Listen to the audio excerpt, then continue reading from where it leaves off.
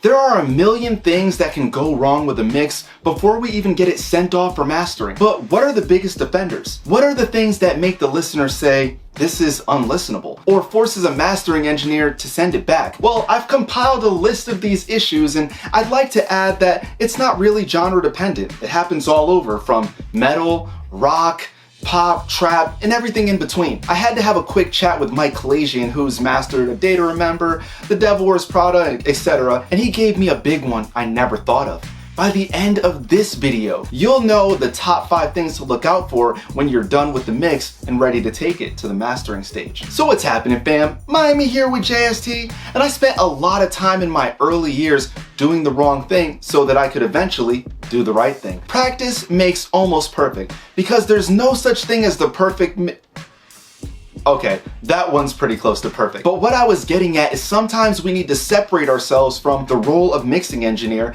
and see through the eyes of the casual listener. A casual listener can't usually put into words what it is they like about a mix or a song on a sonic level, but as mixers, it's our job to translate those things into words that they can understand. And it's very important to be able to go back and forth between these two roles, because you need to be able to understand the vision the artist has for the song, even if you're the artist. Sometimes you need to be able to listen to your own song objectively and understand the vision that you were going for. I say that to say this: don't write off the casual listener or client because they might be able to point out something you don't recognize, because we get comfortable. Number 1. Boomy low end and muddy low mids. These are two frequency areas that are super obvious to a mixing engineer, but not so much to the casual listener. When the low mids are muddy, the mix will sound cloudy and the translation across the sources will be drastically different. It also ruins the clarity of your bass and guitar relationship, or bass and synth relationship if you're into mixing EDM. The easiest way to deal with this problem is to check the low mid area, which is around 250 to 500 hertz, and cut whatever sounds offensive in that area. If cutting seems too drastic, this is a perfect time to try out dynamic EQ or multiband compression.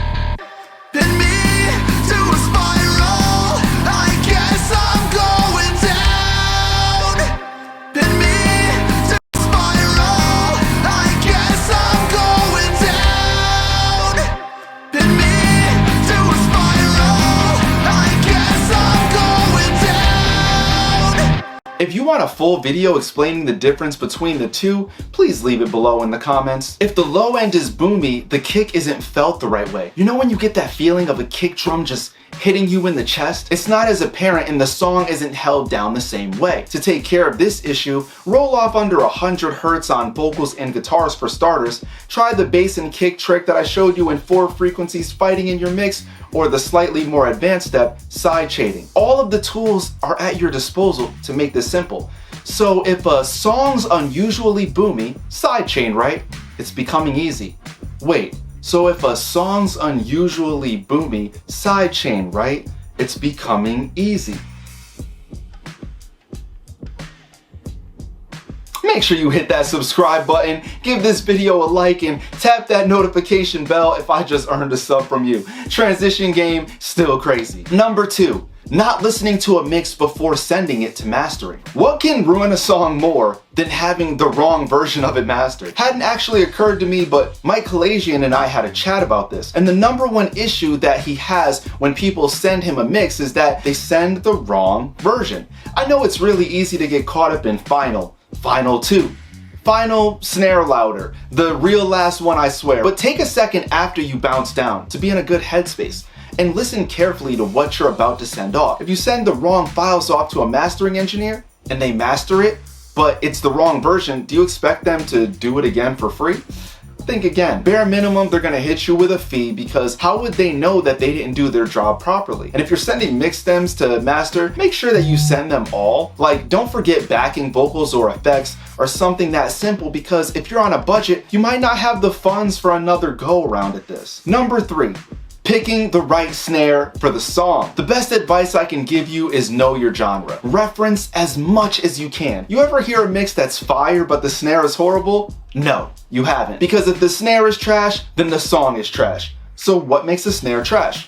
It's simple, I already said it. It needs to fit the song and the rest of the kit. If it's a grindcore song, I'm not surprised if I hear a piccolo snare. If it's jazz, a superphonic makes sense. And metalcore, I'm expecting a Black Beauty or bell brass style sample. It just is what it is. But let me show you the right snare in an application versus the wrong snare.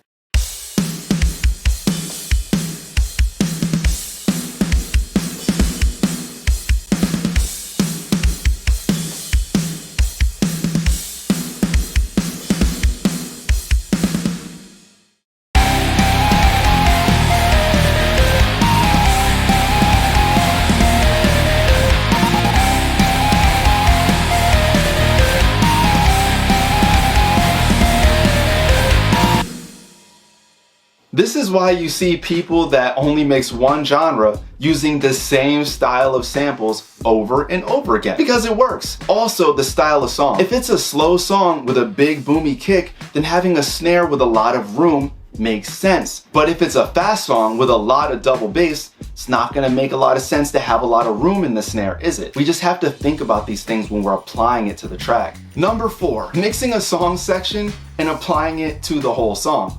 Don't lie. You do this, and I've been guilty of it too.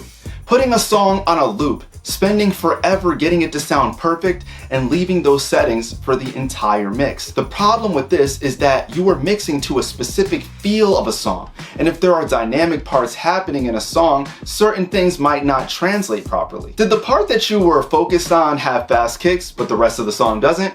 Or vice versa. This is very easy way to lose the feel or the energy of a song. Not because of the way it was arranged, but because of the way that it was mixed, and that's on you. Make sure to bounce around from time to time in the song to make sure that you're properly treating all of the dynamics or the lack thereof in the song. Number 5, not using a de-esser properly. Nothing makes me turn off a song faster than hearing tons of S's poking out of the mix. They really start getting more annoying when words have more than one S sound.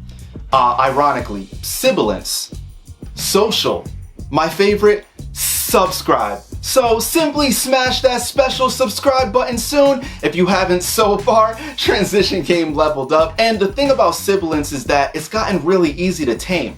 Use a de-esser. Take a plugin like Howard Benson Vocals. All you have to do is turn a knob for instant results. But if you sweep around in the 4 to 7K range, it's pretty easy to pick it out. You are the disease.